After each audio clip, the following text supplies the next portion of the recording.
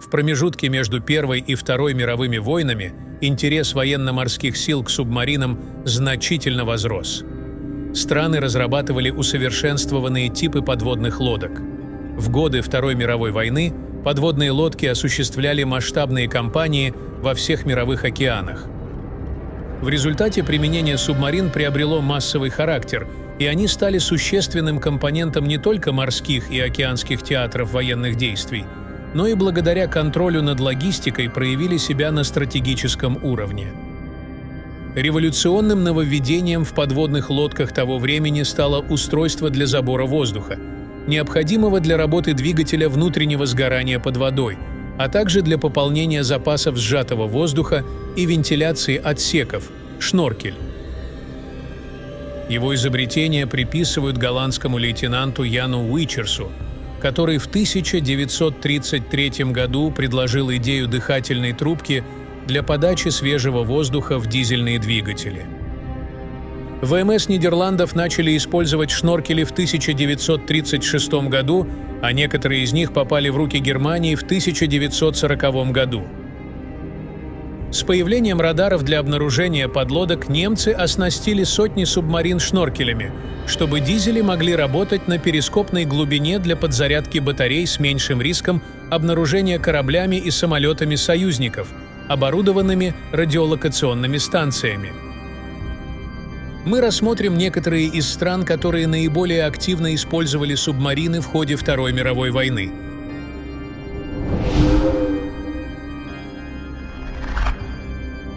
К началу и на протяжении Второй мировой войны Германия была безоговорочным лидером в технологиях и тактике применения субмарин. В Атлантике основной немецкой подлодкой была Type 7, относительно небольшая, но эффективная при умелом использовании.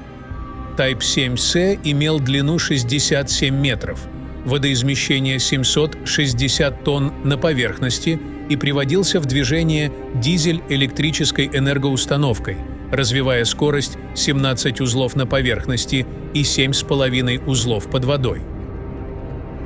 Вооружение состояло из одной 90-миллиметровой палубной пушки, зенитных орудий и 5 торпедных аппаратов.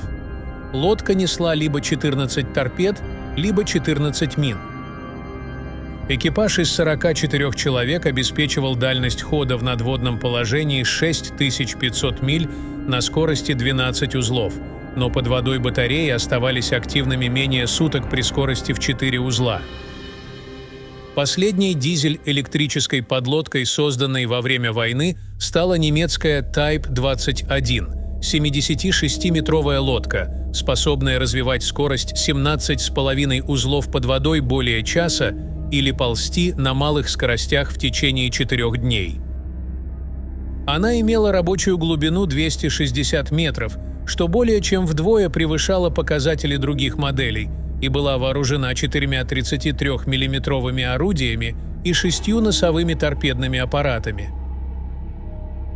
Такие характеристики сделали все предыдущие подлодки устаревшими.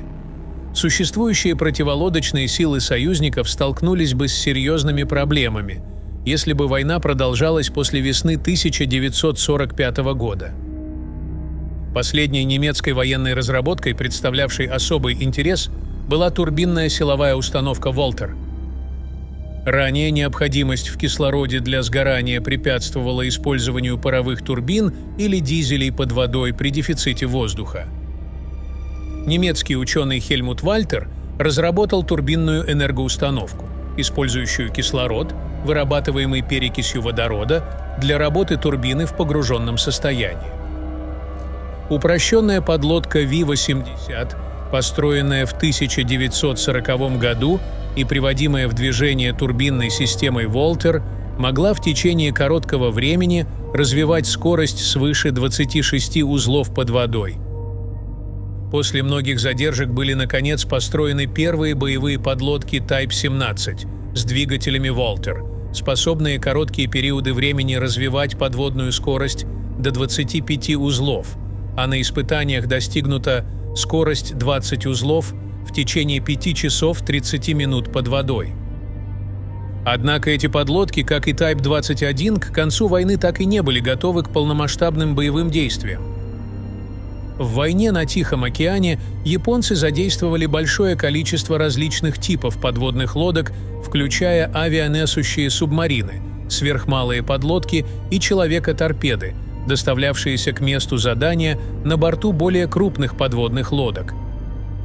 Японские подводные лодки класса Ай-201 «Сентака» представляли собой высокоскоростные 79-метровые субмарины водоизмещением 1300 тонн с дизельной энергоустановкой, обеспечивавшей скорость 15 узлов на поверхности. Под водой большие аккумуляторные батареи и электромоторы могли разогнать лодку до 19 узлов в течение 1 часа. Каждая лодка была оснащена 2 25-миллиметровыми орудиями и 4 носовыми торпедными аппаратами с боекомплектом из 10 торпед. США, в свою очередь, спустили первую большую дальнобойную подводную лодку «Аргонот». Построенная в 1928 году, она имела длину 116 метров, водоизмещение 2710 тонн на поверхности, была вооружена 2 152-миллиметровыми пушками, 4 носовыми торпедными аппаратами и могла нести 60 мин. «Аргонаут», самая крупная неатомная субмарина ВМС США, дала старт таким американским подлодкам, как «Гато» и «Балао», успешно применявшимся во Второй мировой войне. На Тихом океане США в основном использовали подводные лодки типов «Гато» и «Балао». Они имели длину около 95 метров, водоизмещение 1500 тонн и дизель-электрическую энергоустановку, обеспечивавшую скорость 20 узлов на поверхности и 9 узлов под водой. Основным различием между конструкциями была предельная рабочая глубина – 300 футов для «Гато» и 400 футов для «Балао». Эти подлодки были вооружены 127-миллиметровыми палубными пушками плюс малокалиберной зенитной артиллерией, 10 торпедными аппаратами и несли 24 торпеды. Первоначально применение американских подлодок сопровождалось многими трудностями, включая нехватку баз, неисправные торпеды и осторожность некоторых подводников. Экипажи часто проводили по 8 недель в патрульных рейсах в стесненных условиях с минимальными удобствами. Тем не менее, подлодки играли жизненно важную роль в разведке с самого начала войны. Волчьи стаи американских подлодок эффективно действовали против японских конвоев. В последние дни войны они проникали даже во внутреннее Японское море. Но ценой этих успехов стали тяжелые потери – 22% личного состава подводных сил, самый высокий показатель среди всех видов американских военных сил. К началу войны у СССР имелось около 200 подводных лодок различных типов, но большинство из них были устаревшими и малопригодными для современных боевых действий. Самыми современными считались лодки типов «Щука» и «Малютка», однако они существенно уступали лучшим немецким и американским образцам того времени. Основными причинами низкой эффективности были плохая подготовка экипажей, нехватка опыта, устаревшее вооружение и слабая поддержка с берега из-за разрушений начального периода войны. За всю войну советские подлодки потопили примерно 30 транспортных и вспомогательных судов противника, но не смогли уничтожить ни одного крупного боевого корабля. При этом СССР потерял около 100 субмарин, большая часть которых погибла от немецкого противолодочного оружия в первые 2 года войны в Балтийском и Черном морях. После 1943 года роль советского подводного флота существенно снизилась. Новые подлодки так и не были введены в строй, ресурсы направлялись на другие нужды. Несмотря на количественное превосходство, к концу войны подводные силы СССР практически полностью утратили боевое значение на фоне возросших возможностей противолодочных сил Германии. Опыт Второй мировой войны убедительно показал, что подводные силы являются мощным наступательным средством, способным оказывать существенное влияние на исход морских кампаний и даже стратегический расклад сил. Этот опыт был тщательно изучен и учтен всеми морскими державами при дальнейшем развитии подводного флота в послевоенный период.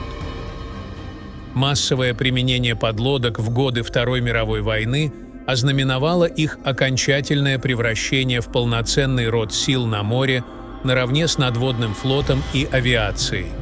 Это определило важную роль подводных сил в последующих военных конфликтах и холодной войне.